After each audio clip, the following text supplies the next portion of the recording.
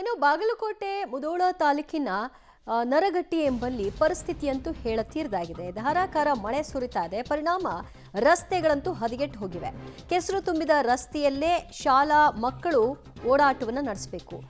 ಹೆಚ್ಚು ಕಮ್ಮಿ ಆದರೆ ಸ್ಕಿಡ್ ಆಗಿ ಬೀಳೋ ಚಾನ್ಸಸ್ ಇರುತ್ತೆ. ಬಾಗಲಕೋಟೆಯ ಮುಧೋಳ ತಾಲೂಕಿನ ನರಗಟ್ಟಿಯಲ್ಲಿ ಅವಾಂತರಕ್ಕೆ ಸಿಲುಕಿದ್ದಾರೆ ವಿದ್ಯಾರ್ಥಿಗಳು.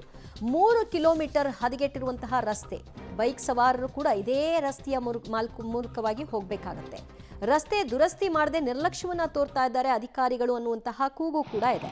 ಗ್ರಾಮ ಪಂಚಾಯಿತಿ ತಾಲೂಕು ಆಡಳಿತದ ವಿರುದ್ಧ ಜನರು ಅಸಮಾಧಾನವನ್ನ ಹೊರಹಾಕಿದ್ದಾರೆ. ಒಂದು ಸ್ವಲ್ಪ ದೂರ ಅಲ್ಲ, 3 ಕಿಲೋಮೀಟರ್ ಇದೇ ರೀತಿಯ ರಸ್ತೆಯನ್ನ ಗಮನಿಸಬಹುದಾಗಿದೆ.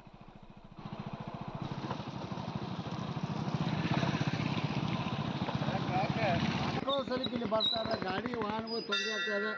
ಇಲ್ಲಿ ಜನದಟ್ಟಣೆ ಭಾಳ ಇರೋದ್ರಿಂದ ತಕ್ಷಣ ನೀವು ಎಲ್ಲರೂ ಜನಪ್ರತಿನಿಧಿಗಳಾಗಿ ನೀವು, ಯಾಕಂದರೆ ನೀವು ಇಲ್ಲಿ ಓಟ್ ಹಾಕಿ ಕೂತ್ರೆ ಆಗಲ್ಲ.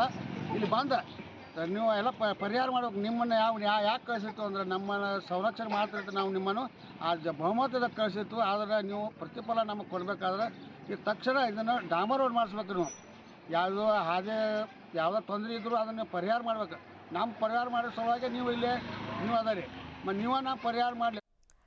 ಮತ್ತಷ್ಟು ಮಾಹಿತಿ ಪಡೆಯೋಣ ನಮ್ಮ ಪ್ರತಿನಿಧಿ ರವಿ ಹಳ್ಳೂರಿಂದ. ರವಿ, 3 ಕಿಲೋಮೀಟರ್ ಇದೇ ರೀತಿಯಾಗಿ ರಸ್ತೆ ಇದೆ ಅಂದ್ರೂ ಕೂಡ ಯಾರು ಕಿವಿಗೆ ಹಾಕೊಳ್ತಿಲ್ಲ ಅಂದ್ರೆ ಯಾಕೆ? ಆ ಭಾಗದ ಜನರ ಓಟ್ ಇವ್ರಿಗೆ ಬೇಡ ಅಂತನ ಅಷ್ಟೊಂದು ನಿರ್ಲಕ್ಷ್ಯನ? ಹೌದು ದಿವ್ಯ ಜ್ಯೋತಿ, ಏನು ಅಂತಂದ್ರೆ ಈ ಮುಧೋಳ ತಾಲೂಕು ಅಂತ ಏನ್ ಕರಿತೀವಿ, ಈ ಮುಧೋಳ ಕ್ಷೇತ್ರ ಅಬಕಾರಿ ಸಚಿವರ ತವರು ಕ್ಷೇತ್ರ ಆಗಿರುವಂತದ್ದು.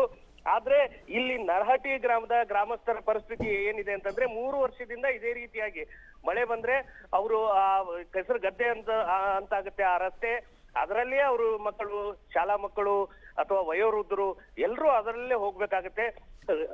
ವಾಹನ ಸವಾರರು ಒಂದೊಂದು ಸಾರಿ ಪರದಾಡುವಂತ ಸ್ಥಿತಿ ಅಲ್ಲಿ ನಿರ್ಮಾಣವಾಗಿದೆ ಅಂತ ಹೇಳ್ಬೋದು ದಿವ್ಯಾ.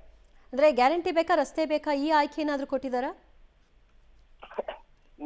ನಿಜಕ್ಕೂ ದಿವ್ಯ, ಏನಂತಂದ್ರೆ 3 ಕಿಲೋಮೀಟರ್ ರಸ್ತೆಯನ್ನ ಮಾಡ್ಲಿಕ್ಕೆ ಒಬ್ರು ಸಚಿವರ ಕ್ಷೇತ್ರ ಇದು. ಇಲ್ಲಿ ಮಾಡ್ಬೇಕಂತಂದ್ರೆ ಇಚ್ಛಾಶಕ್ತಿ ಇದ್ರೆ ಎಲ್ಲವೂ ಆಗುತ್ತೆ. ಆದ್ರೆ ಒಂದು ಕಡೆ ಸರ್ಕಾರ ಗ್ಯಾರಂಟಿಯನ್ನ ಕೊಡುತ್ತೆ, ಜನರಿಗೆ ದುಡ್ಡನ್ನು ಕೊಡ್ತೀವಿ ಅಂತ ಹೇಳುತ್ತೆ. ಆದ್ರೆ ಜನರಿಗೆ ಬೇಕಾದಂತ ಮೂಲಭೂತ ಸೌಲಭ್ಯ ಅಂದ್ರೆ ಸರಿಯಾದ ರಸ್ತೆ ಬೇಕು, ಕುಡಿಯೋಕ್ ನೀರು ಬೇಕು. ಆ ಮೂಲಭೂತ ಸೌಕರ್ಯವೇ ಇಲ್ಲಿ ಇಲ್ಲದಂತ ಪರಿಸ್ಥಿತಿ ಇಲ್ಲಿ ನಿರ್ಮಾಣವಾಗಿರುವಂತದ್ದು ದಿವ್ಯಾ. ಥ್ಯಾಂಕ್ ಯು ರವಿ, ನಿಮ್ಮೆಲ್ಲ ಮಾಹಿತಿಗೆ.